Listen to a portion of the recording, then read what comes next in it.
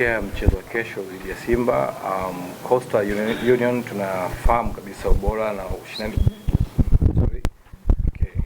So Coastal tunafahamu ubora na ushindani ambao Simba wamekuwa wakileta katika mchezo.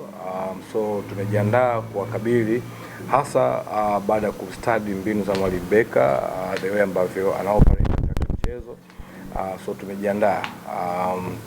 Tunafahamu Simba wanacheza mpira wa fast attack, lakini kwa kijaribu control katika eneo la katikati. So tumejipanga kwenye hilo kwa sababu tunatambua wanakuwa wako vulnerable kidogo wakati kama timu pinzani wanakuwa wazuri kwenye transition. So tumeweka mipango namna gani tunawakabili ili tuweze kupata matokeo mazuri kuelekea mchezo wa kesho. Asante mwalimu, na karibisha maswali kwa mwalimu. Mwalimu, mpaka sasa una alama moja pekee, na baada ya kucheza michezo mitatu na kesho unakutana na Simba ambaye amekuwa akitoa ushindani mkubwa kwenu ninyi wagosi wa kazi. Pengine pressure ikoje, lakini kisaikolojia na kimbinu unawaandaa vipi wachezaji wako kuhakikisha kwamba unapata matokeo ya hapo kesho na unasogea katika msimamo wa ligi? Cha msingi ni kuendelea kuokota alama kwa sababu tumecheza michezo mitatu so far na alama moja, so hiyo imepita. Tuna focus na michezo inayofuata ambao ni ya kesho. So tumekuja kucheza kutafuta alama pia. Kwa hiyo haitusumbui. Bado ligi ni mbichi kabisa. So tunaamini tutaendelea kuokota alama kadri mechi inavyoongezeka. Swali la pili kwa mwalimu. Mwalimu, licha ya ukubwa wa Coastal Union, lakini kuna ile kasumba kwamba hizi timu kubwa zinapokuwa kwenye uwanja wake wa nyumbani ni ngumu sana kuzuia ile kubwa ya mabao. Mfano mzuri mchezo ambao mcheza KMC kupoteza mbele kubwa ya mabao mbele ya Yanga. Kwako binafsi inakupa homework ya headache kiasi gani kwenda kukutana na timu ambayo pia ni wazuri hasa katika maeneo ya pembeni kwa maana kwenye wings sawa? Siwezi kusema kama ni headache kwa sababu mara nyingi walimu au timu mara nyingi tunapenda kucheza timu ambazo ziko bora. Kwa nini? Kwa sababu katika michezo na ukipata michezo bora na timu bora mara nyingi tuna mengi ya kujifunza na mengi ya kuimprove. Kwa hiyo kwetu sisi ni fursa ya kuendelea kuimarisha mikakati, mbinu, lakini pia kudevelop wachezaji wetu. Asante mwalimu. Ndio umeeleka vyema.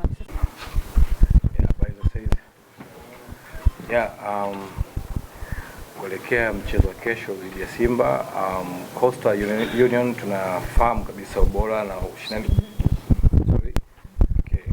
So Coastal tunafahamu ubora na ushindani ambao Simba wamekuwa wakileta katika mchezo.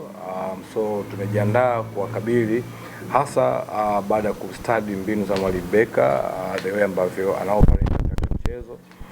So tumejiandaa. Tunafahamu Simba wanacheza mpira wa fast attack, lakini kwa kijaribu control katika eneo la katikati. So tumejipanga kwenye hilo kwa sababu tunatambua wanakuwa wako vulnerable kidogo wakati kama timu pinzani wanakuwa wazuri kwenye transition. So tumeweka mipango namna gani tunawakabili ili tuweze kupata matokeo mazuri kuelekea mchezo wa kesho.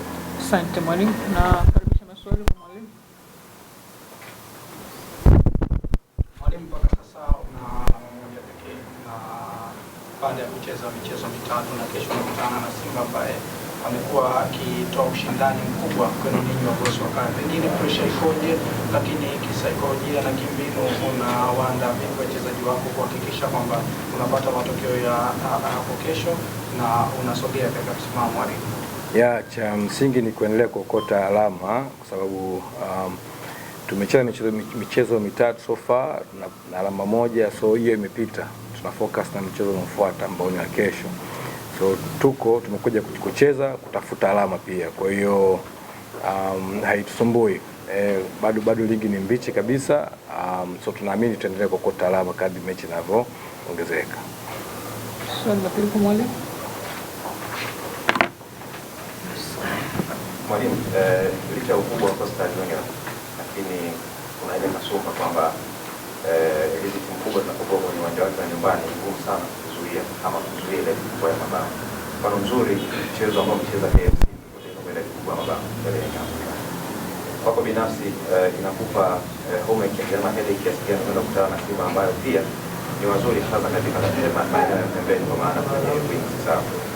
Yeah, siwezi kusema kama ni headache kwa sababu mara nyingi walimu au timu mara nyingi tunapenda kucheza timu ambazo ziko bora.